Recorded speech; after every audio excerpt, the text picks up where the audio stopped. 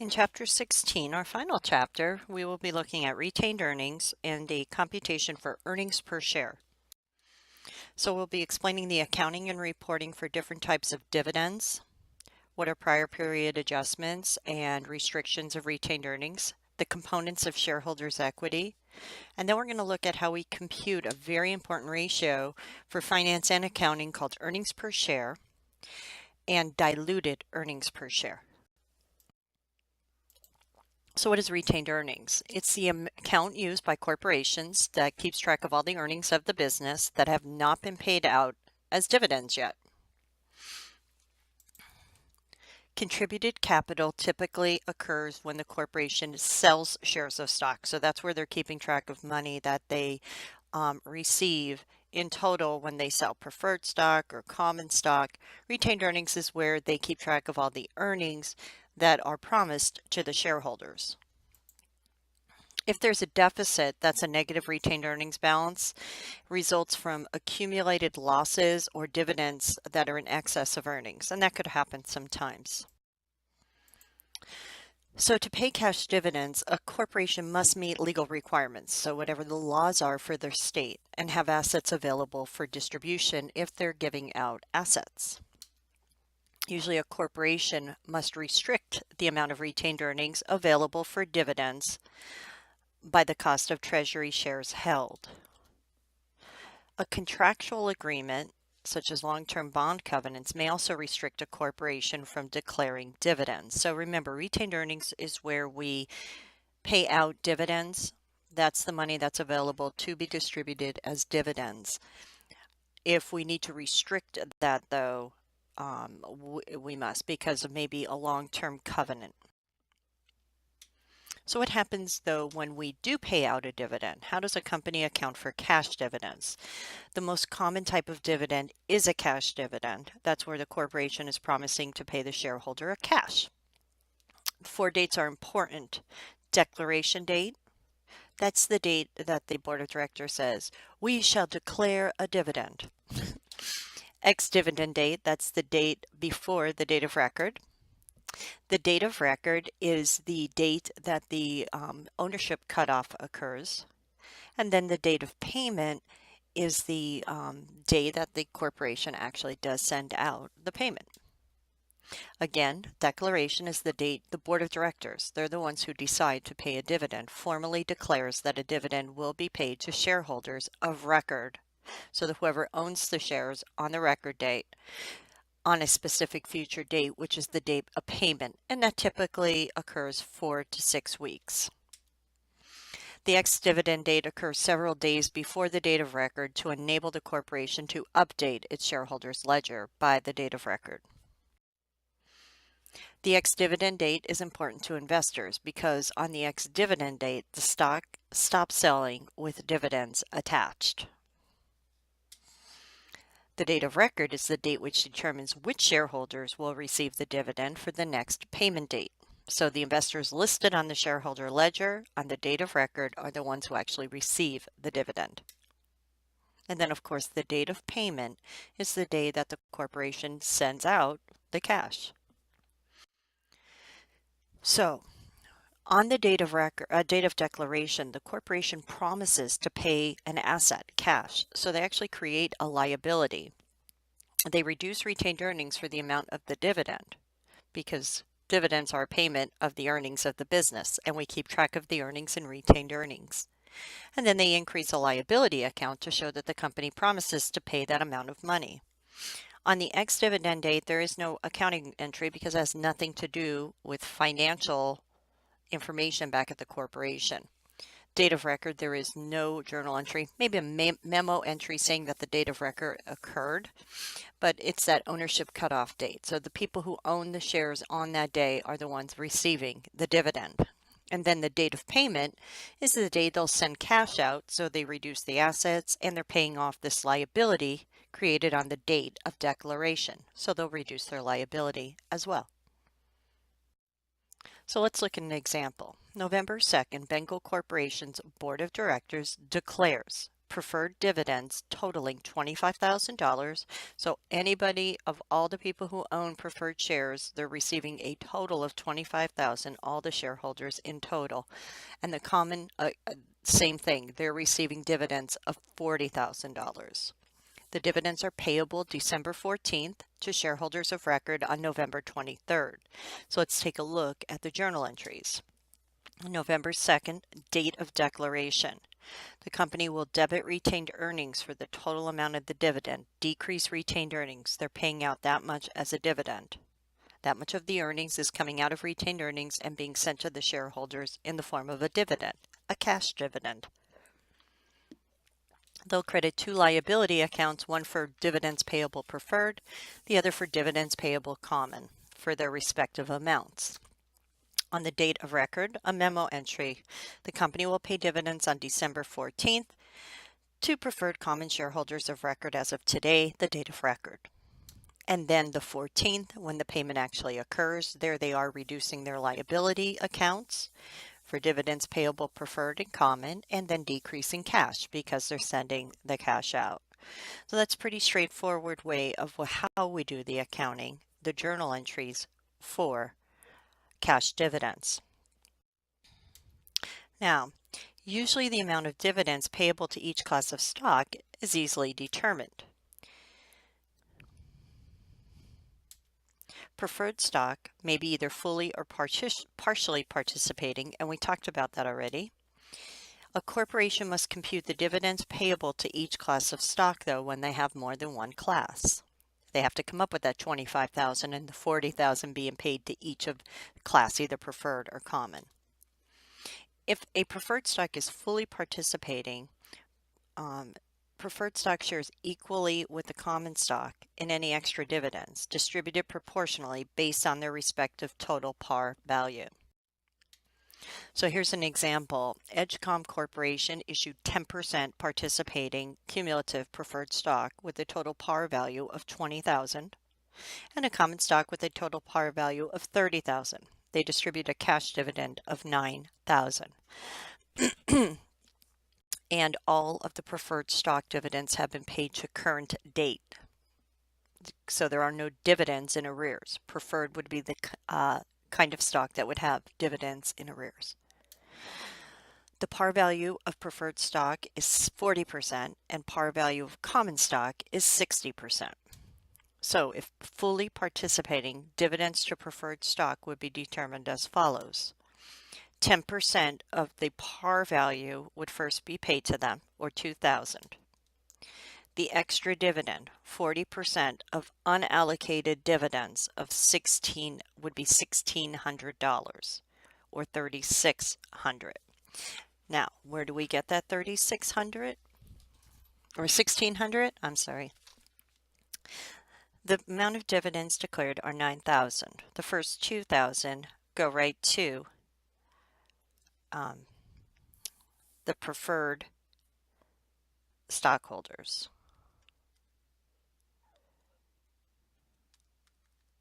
Okay, that's not it. Okay, oh, I'm sorry.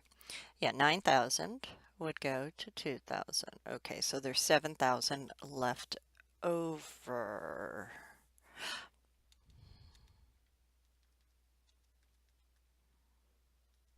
Okay. 90% or 60% of the 9,000 is how much will be allocated to the common stockholders. So 60% of the total dividend is promised to them. So that would be $5,400. So after paying 9,000 minus 2,000 minus the 5,400, the remaining 1,600 would go to the preferred shareholders, and that's how they get the total dividend of $3,600.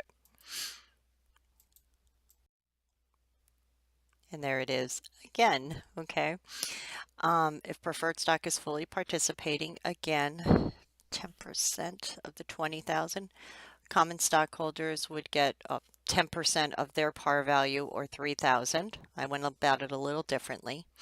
How much has not been distributed yet? 4,000. 40% of the 4,000 is to preferred, 60% to the common. Now, if preferred stock stock participates up to 12%, up to 12. The first 10% of the total par value is allocated to them, and 10% of the par value of common is allocated to them. Since preferred is only participating up to 12% in total, 2% of 20,000 would be also allocated to them. 2% of 30,000 to common would be allocated to them. Anything left over is allocated to common stock. So it's just two different ways of determining the total dividend distribution. And you would need to read the characteristics of the preferred stock. What if the dividend is being sent out as a property dividend? Again, they're promising an asset, whether it's cash or anything else. You create a liability the day of, or I should say cash or any other asset. You create a liability the date of declaration, and a date of payment would be where the asset's being paid out. The question comes into, how do we account for the other asset? Well, it's a non-reciprocal, non-monetary transfer to owners, and it occurs when a corporation enters into an exchange, giving up something of value and receiving no asset or service in return. Freestone Corporation's Board of Directors declares a property dividend payable in investment securities, which are bonds issued by Bandera Company. So Freestone owns Bandera Company bonds. Instead of selling them and getting the cash in, they said, we're going to pay those to our shareholders as a dividend, a property dividend. The bonds are recorded as an investment by Freestone and classified as available for sale. The bonds are carried on Freestone's book at a fair value of $40,000, and the current fair value is $43,000. Freestone first writes the bonds up to their current fair value, and then they're paying the fair value of that asset as a property dividend. So on the date of declaration, they're going to debit investment in Bandera Company, writing that investment up to $3,000, crediting gain on disposal of investment $3,000 because they earned that $3,000 in gain. They'll debit retained earnings because for the dividend amount, which is the fair value of the investment, $43,000, and they'll credit the liability account property dividend payable. Property because they're paying something other than cash, and a liability is being created because they promised to pay an asset. Date of record is the same scenario. There are no journal entries, but on the date of payment, now they'll debit property dividends payable for $43,000, reduce the liability, and reduce the asset because they're sending the bonds out as a dividend. On the date of payment, Freestone does not adjust the gain or loss, even though the fair value may have changed. So the fair value adjustment occurs on the date of declaration.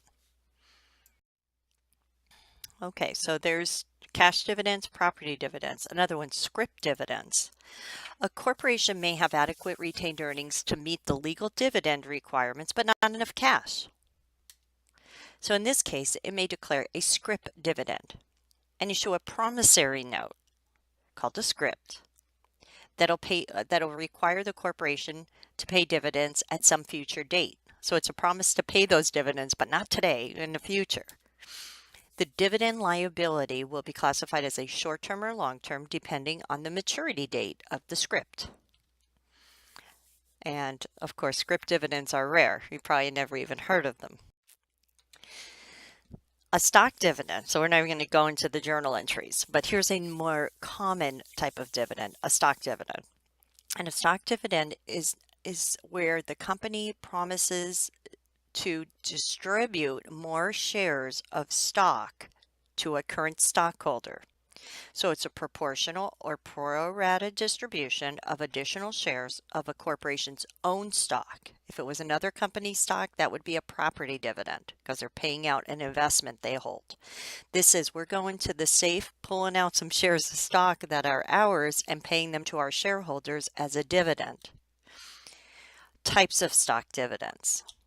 A stock dividend usually consists of the same class of shares. This type of distribution is called an ordinary stock dividend.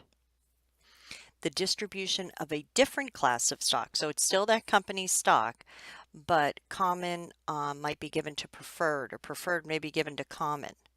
This is a special stock dividend.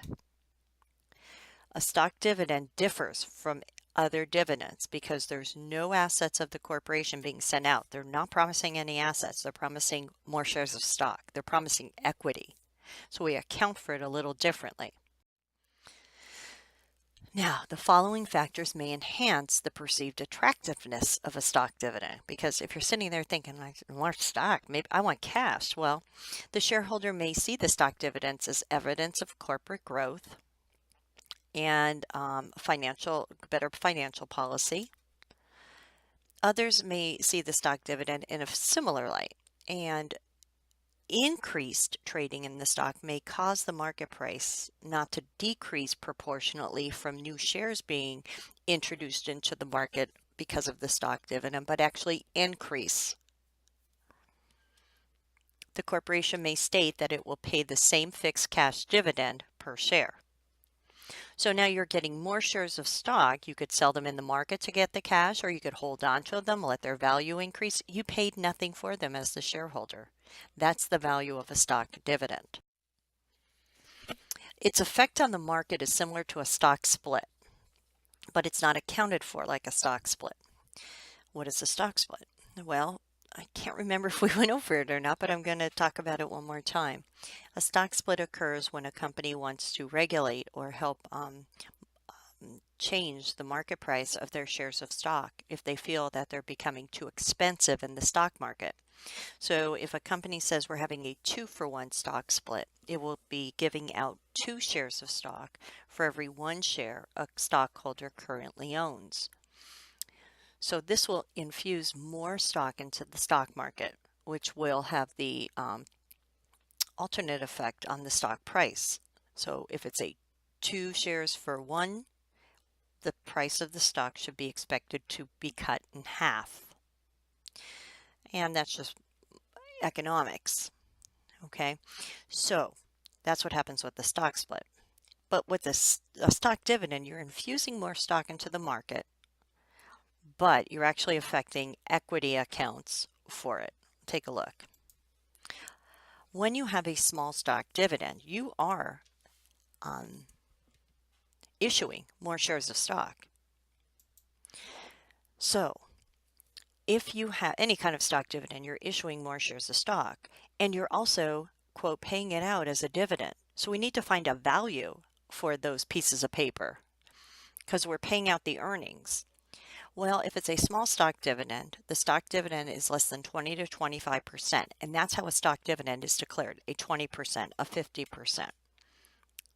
Okay, we use one value. If it's a large stock dividend, it's a higher percentage than that. We'll use another value.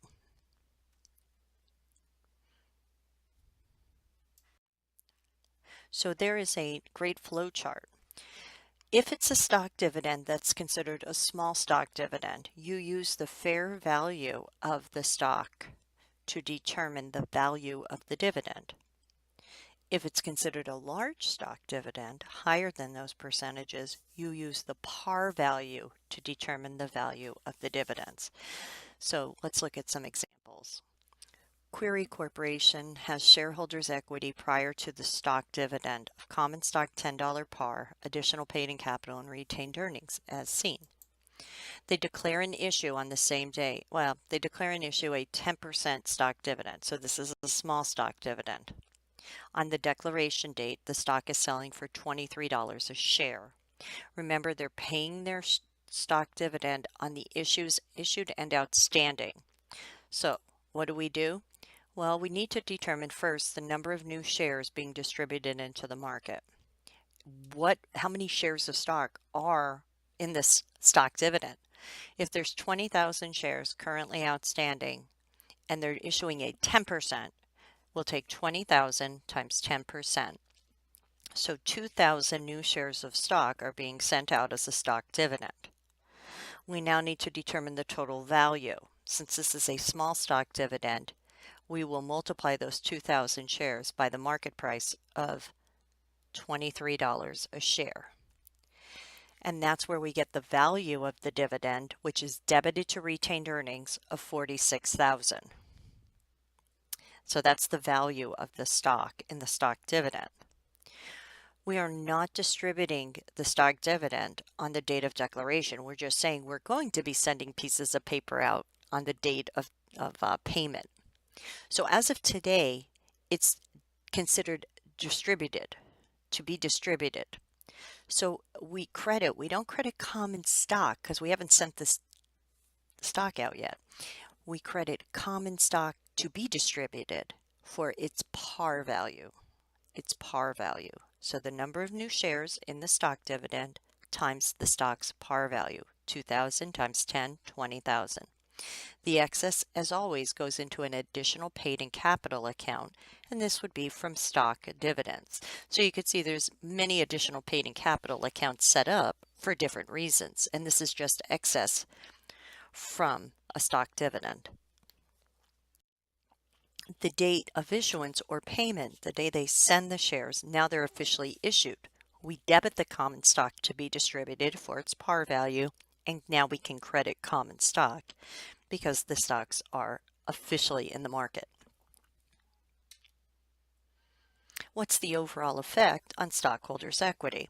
Well, now the company has 22,000 shares issued and outstanding for a total balance of 220,000. The additional paid-in capital increases to 206, but the retained earnings decrease to 274 for the value of the dividend. The total shareholders' equity overall is still 700,000. So a stock dividend just transfers money out of retained earnings and into paid-in capital.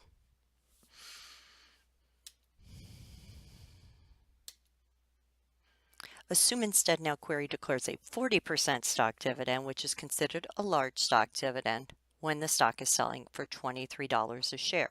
We still have 20,000 shares outstanding. So query uses the par value of 80,000 for the 8,000 shares to be recorded. So we have 20,000 shares outstanding, 40% would give us 8,000 new shares of stock. But since this is a large stock dividend, we record the value at par value. So multiply that by $10 par value, $80,000. Debit retained earnings for the value of the dividend, credit common stock to be distributed because they're not sending out the shares of stock on the date of declaration for the par value, and there is no additional paid-in capital because we used par value to value this dividend. Debit common stock to be distributed and credit common stock on the date of distribution or issuance. So you saw small stock dividend, large stock dividend, property dividend, cash dividends. Again, the resulting effect on stockholders' equity, 28,000 shares are issued and outstanding. Total par value is 280. Additional paid-in capital is at 180. Retained earnings has decreased by 80,000 to 240. Overall, stockholders' equity total has not changed. Just the categories have.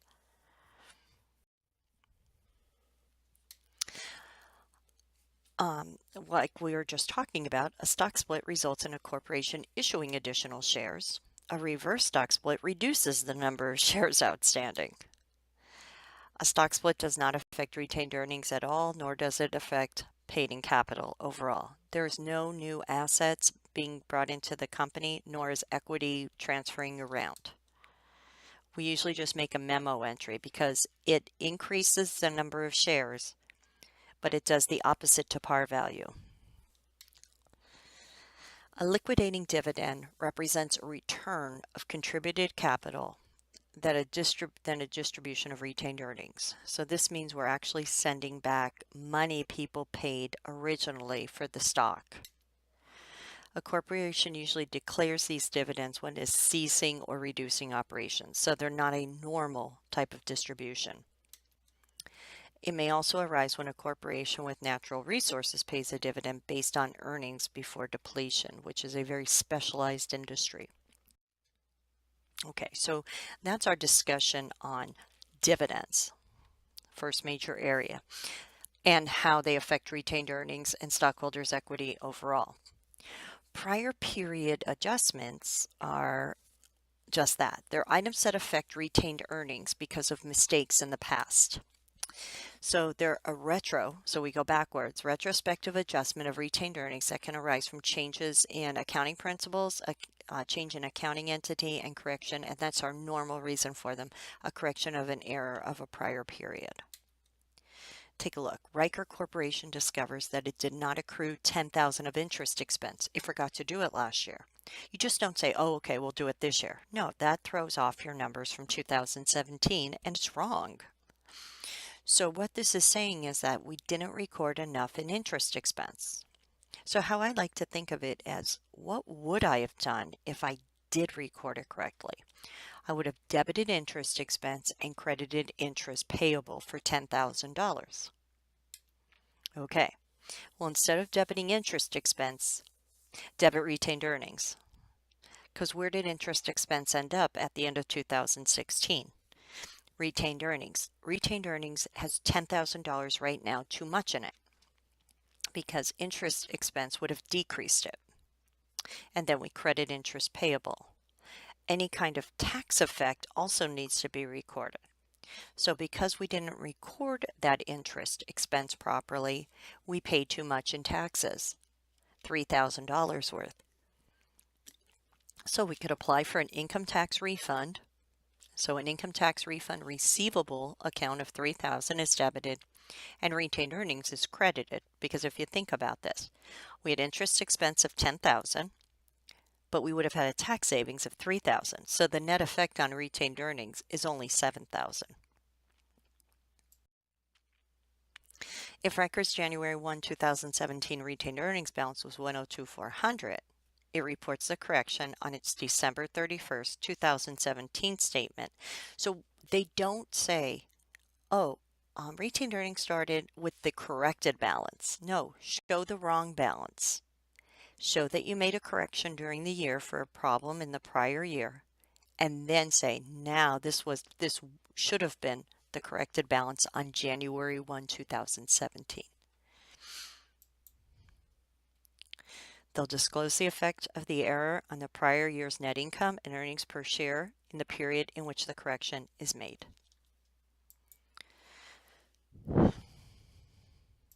Okay.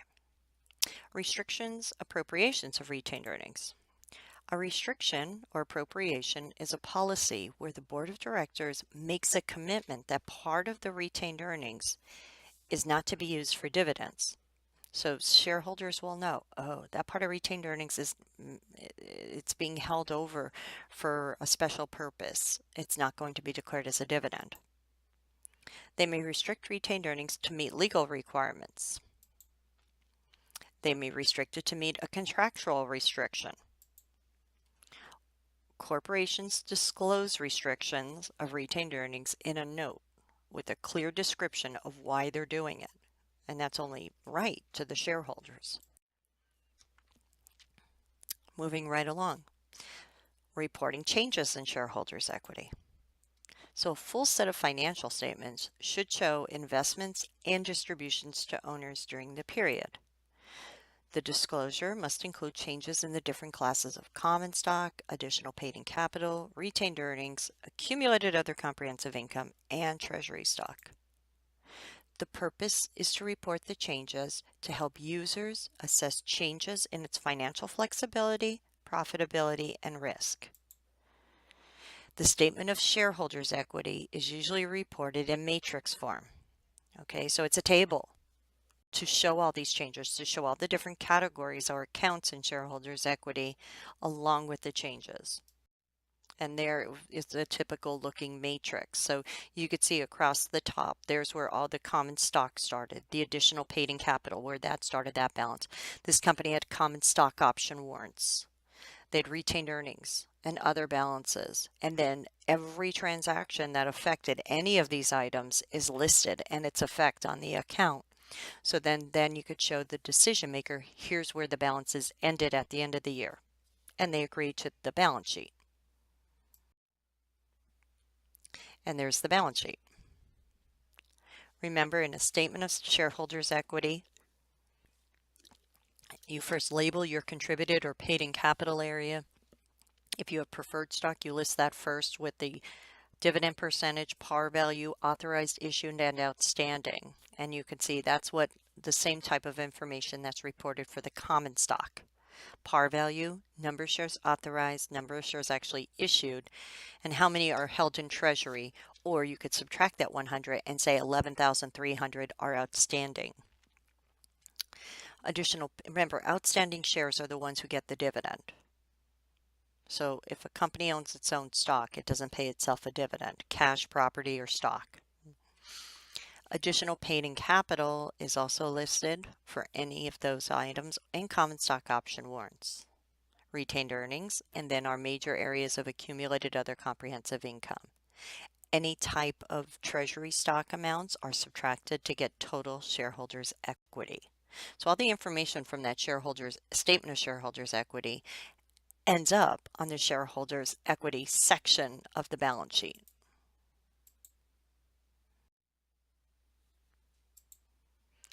Accumulated comprehensive income, that area, it's kind of newer and it's kind of odd. It's kind of like a garbage can to me. That's how I look at it. These are income and expense items that are not allowed to be run right through net income, and they're not allowed to go on the income statement. They are not increases in shareholders' equity from the owners directly or decreases. That's kind of like a garbage can. Some of the common things you might find in there are unrealized gains or losses on the fair value of investments in available for sale securities. You saw that back in chapter 13. That is a common item that goes here. These gains or losses do not go on the income statement. They go directly to this category, comprehensive income. Translation adjustments when you're converting financial statements from foreign operations to US dollars, and you'll see that in advanced accounting. You just didn't get there yet. Gains and losses on derivative financial instruments that are used as cash flow hedges. So if you read about derivatives back in chapter 13, that might make a little more sense. Certain types of pension plans. These are items you'll learn about in Intermediate Accounting 3 if you take that course, or if you retake Intermediate Accounting 2. So the first bullet is the one you're most familiar with, and it's just there's nowhere else to put these types of items. So they put them in this category called Other Comprehensive Income. They're gains or losses, but not shown directly in net income. Now here's a statement of retained earnings. You could take a look at that. The different items, we add or subtract any prior period adjustments to get a new balance. That's correct. We add net income or subtract loss. We subtract dividends and any other kind of subtractions. Oh, no problem. All good? Cool. Thanks. Okay. Miscellaneous changes and non-controlling interest. If a corporation receives donated assets, a plant site from a governmental unit, to induce it to locate to a particular community, the corporation records the asset at its fair value and the resulting credit in a donated capital account. Non-controlling interests represent a portion of a subsidiary that is not owned by a parent. The parent corporation consolidates all 100% of the assets and liabilities of its controlled subsidiaries, then a portion of the net assets. Okay, so what's all this saying? This is more advanced accounting. Here's what we're telling you. If you're looking on the balance sheet in the equity section of a company, and it's a consolidated company, it's telling you the dollar amount of the company that the parent doesn't own. So let's say you're looking at Disney, and you see in their shareholders' equity a minority interest or non-controlling interest with a dollar amount. That's the dollar amount of one of their subsidiaries, or maybe all of their subsidiaries, that other people own, and their portion of the corporation. That's all that's saying. So here's Starbucks, common stock. There's their non-controlling interest, 1.8 million. Okay, that's just saying that's the amount of their subsidiaries that are owned by other other companies, individuals, whatever. They don't own all of their subsidiaries.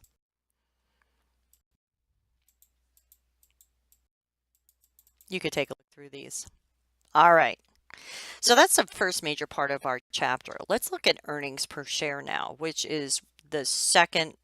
Probably just get through this one on this PowerPoint, and then we'll wrap up with diluted earnings per share. We'll see how far I get. The primary component of net income and loss are income from continuing operations. That's on our income statement. Results from discontinued operations. This has taken us way back to Accounting 211, but pull out chapter 3 or 4, whatever it was, that talked about these items. Remember, if we have a segment of our company that we're closing down, they're considered discontinued operations. We're not too worried about extraordinary gains and losses. Okay, net income is the other major area.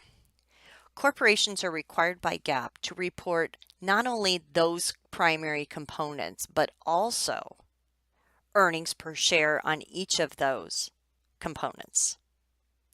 What is earnings per share? What does it calculate? It calculates the amount of net income that is earned for 1 share of common stock. So we calculated, here's our formula, net income minus preferred dividends. Net income is the amount of income that's promised to all the shareholders this year.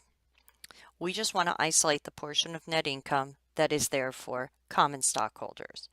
So we calculate the amount that would be for preferred stockholders and subtract it out.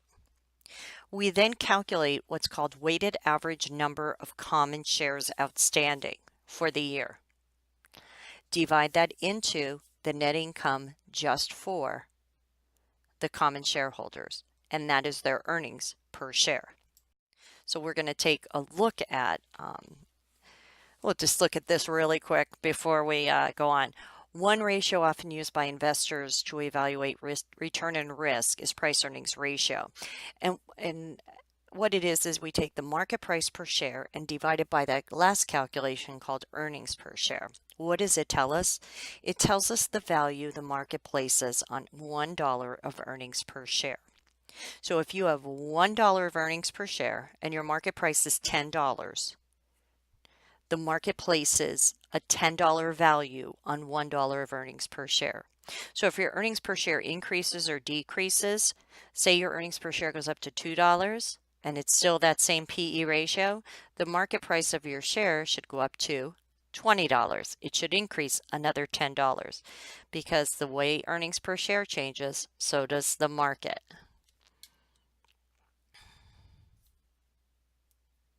Okay, so how do we compute them? Here we go. The simple capital structure is basic earnings per share. What is that?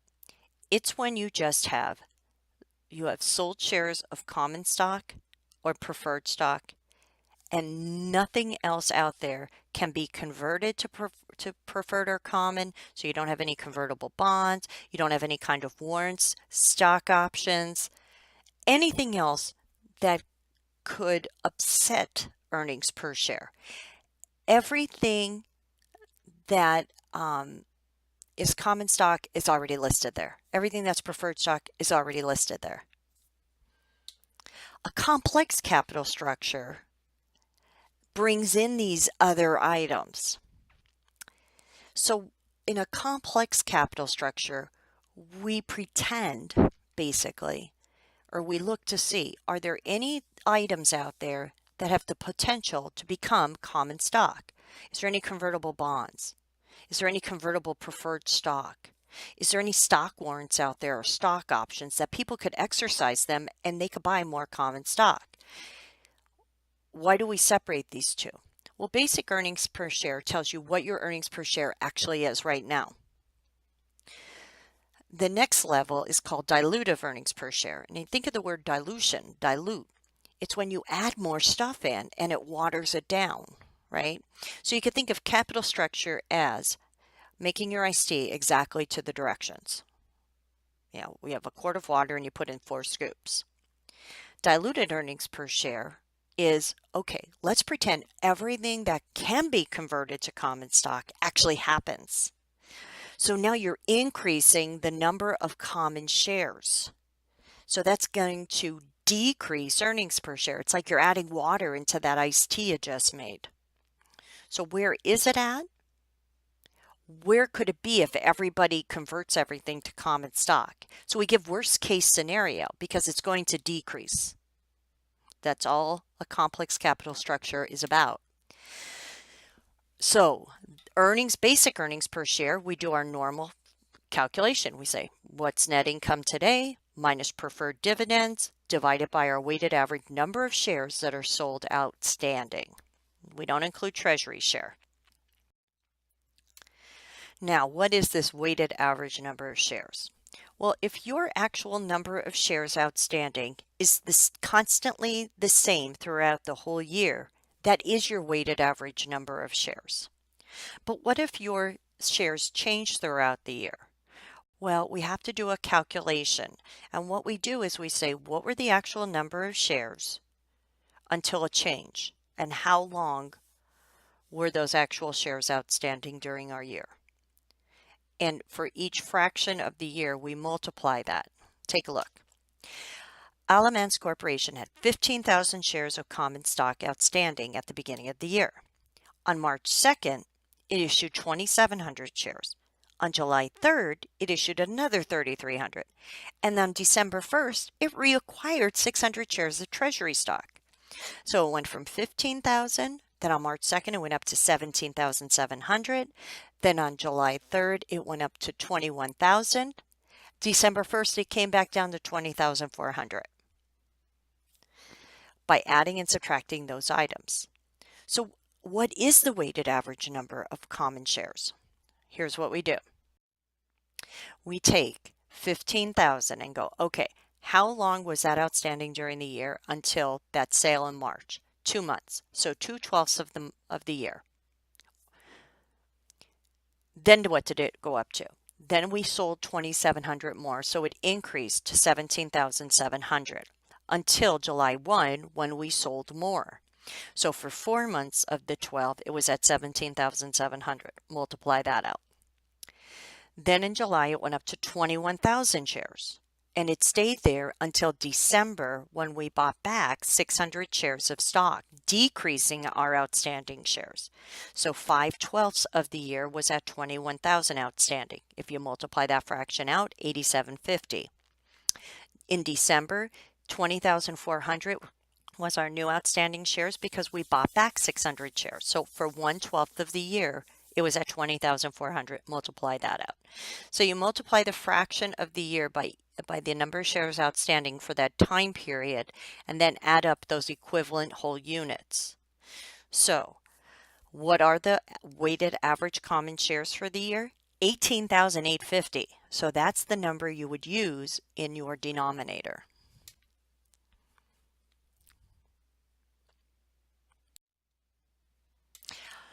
Now, we got to make it a little more complex, bring it up a notch. What happens when there's stock dividends and stock splits during the year? Well, we keep it simple. We assume that any stock dividend or stock split occurs at the beginning of its earliest comparative period. Example, Vance Corporation begins operation in January and issues 5,000 shares of common stock. They're outstanding all of 2016. On December 10th, it issues a 2-for-1 stock split. At the end of 2016, the weighted average number of shares is $10,000. During 2017, so we take it to the beginning of the year. We assume it happened at the beginning of the year.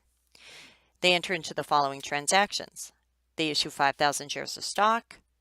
They issue 20% stock dividend, and then 2,000 more shares of stock. Let's see how it affects weighted average shares. From January through May, there was 10,000 shares outstanding. So 5/12 of the year. But there was a 20% stock split. So what do? We assume it happened January 1.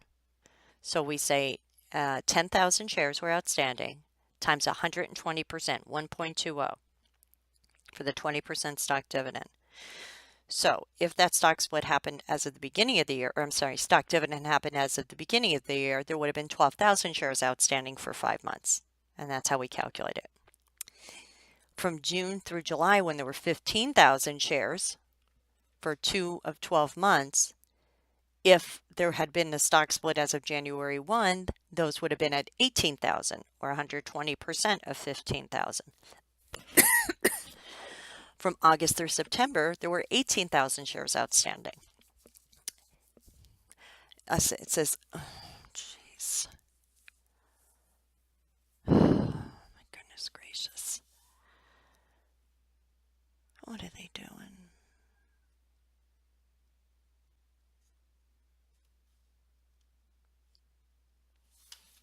Oh, hold on a second. There's something wrong in there, I think, unless I'm reading something wrong. I apologize for this. Just give me a second because it's in your book as well.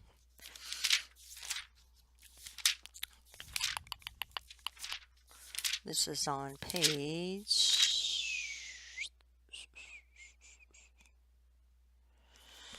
What am I doing wrong here? Oh, I'm sorry. It's on August 9th that they actually issue the 20% stock dividend. Okay. So on August 9th, there's 18,000 shares. Well, yeah, there's 18,000. So even if you take 15 times 120%, it doesn't matter. 18,000 is the new number of shares after the stock split. So 18,000 shares are outstanding for the for 2 of 12 months. Then in October, the company issues 2,000 more shares, okay, to 20,000. That's it, okay.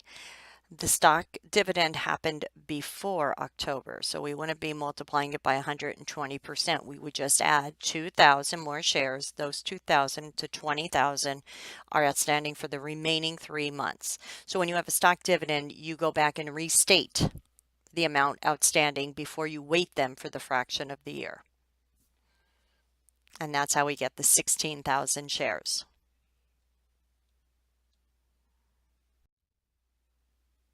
Okay. Let's see where we're at here time-wise. Okay, I have a few more minutes. Income statement information for Coswell Corporation. They have net income of 14 grand. They have an extraordinary gain of 3,600, which is included already in net income. Shareholder equity information. They have preferred stock, 8% dividend, $100 par. Their total par value is 30,000. They have common stock, $10 par, 60,000 share, $60,000 of par value. So that means 6,000 shares are outstanding. No preferred stock was issued or reacquired during 2013. Preferred dividends were declared 2013. A review of some of the common stock accounts shows some information. January 1, 2,000 shares were outstanding. On April 1, 500 shares were issued for cash. On June 1, a 2-for-1 stock split resulting in 5,000 total common shares occurred. On November 1st, 1,000 shares were issued for cash. So, how do we compute earnings per share? First of all, determine the net income that's available to the common stockholders. Total net income is $14,000. Preferred dividends are going to receive or promise 2,400 of it. 30,000 par value times 8% dividend rate. So the numerator for our basic earnings per share, 11,600. What do we divide it by? Our weighted average shares. The initial shares were 2,000 and they were outstanding for 3/12, but there was a 2-for-1 stock split during the year. The assumption is it happened January 1. So when you factor that in, those shares were, the whole equivalent shares would be 1,000. In April, 500 more shares were issued, totaling 2,500. We assume the effect of the stock split. How long were they outstanding for? 7 of the 12 months. Then in November is the stock split, right? Let's see. Shares from November. Okay. Include shares outstanding from November share issued. April. Okay. The stock split 2,500 times 2%. Okay. That already occurred. So 5,000 shares are considered outstanding as of November, and then they sold an additional 1,000. And they were outstanding for 2/12 of the year. So the weighted average shares after multiplying those fractional months out, according to the number of shares outstanding for that time period, would be 49.17. So basic earnings per share would be 11,600 divided by 49.17, or $2.36 per share. On the income statement, it would show, we don't show extraordinary items anymore, so I don't like that. But it would show income, net income of 14,000. Discontinued operations would have its own calculation, and income from continuing operations would have its own calculation. In 2013, we still did have something called extraordinary gains and losses. They're gone away though. They're included in income from continuing operations now. They're not set apart. Apologize for that error. We're going to end the slideshow right here, and I'm going to make this part of part 2.